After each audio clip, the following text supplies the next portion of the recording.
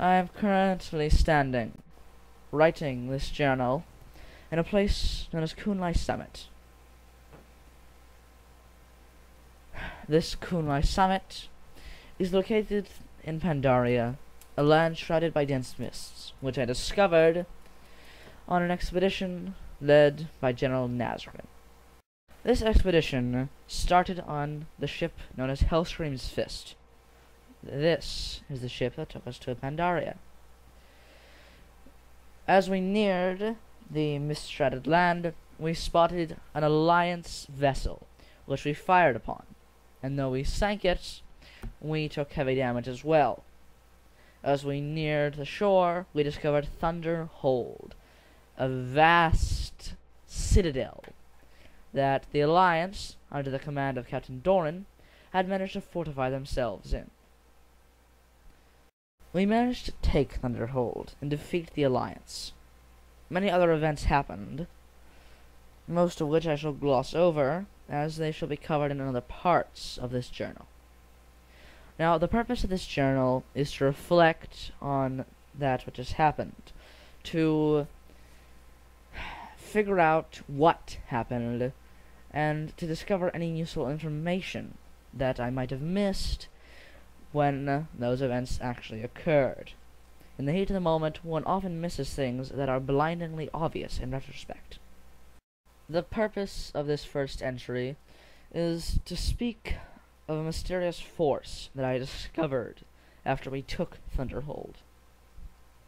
Following the flight of Captain Doran and the destruction of Hellscream's Fist, General Nazrin was nearly taken over by mystical energy that came in the color of black and white, and seemed ooze-like, unnatural. A Pandaran appeared, who was part of a group known as the Shadowpan, stating that we had brought our negative emotions to Pandaria, and that it was unhealthy for the land.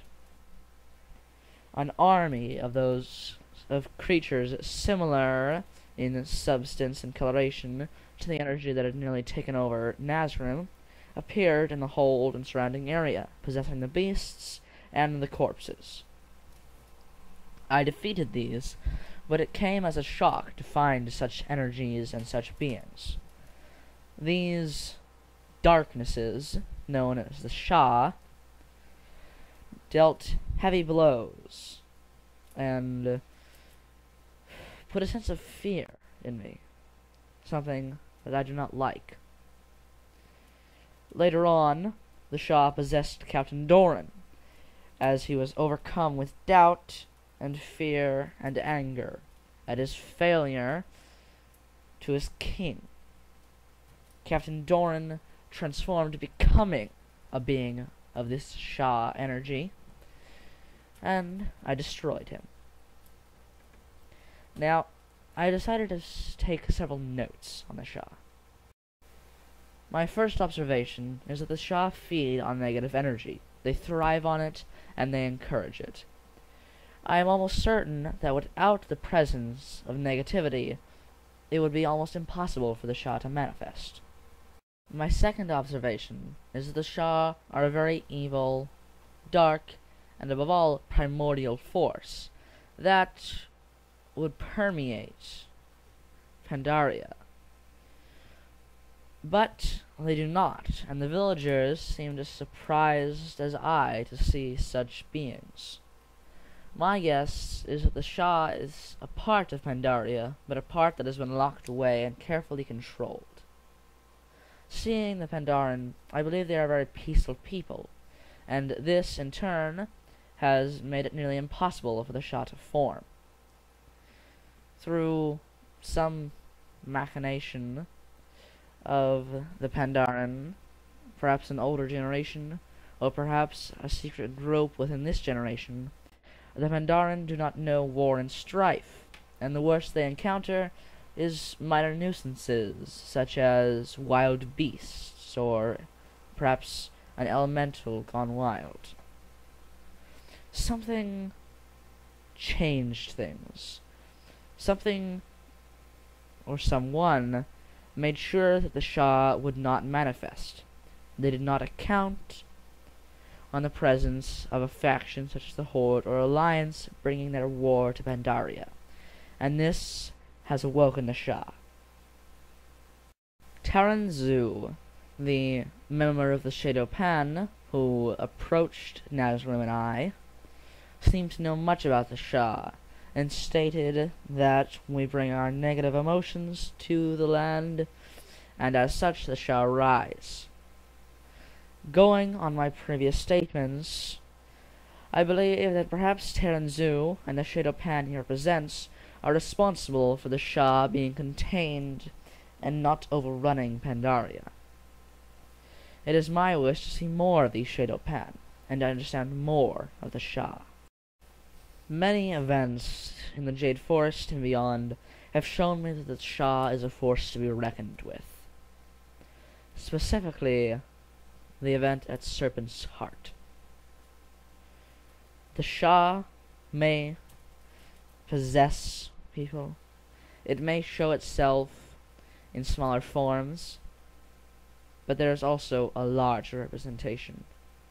The Shah is not one being, nor is it a group of beings that appear at the first opportunity. Rather, the Shah is a force that seeks to push itself out at any opportunity, and will do so in the most powerful manifestation it can.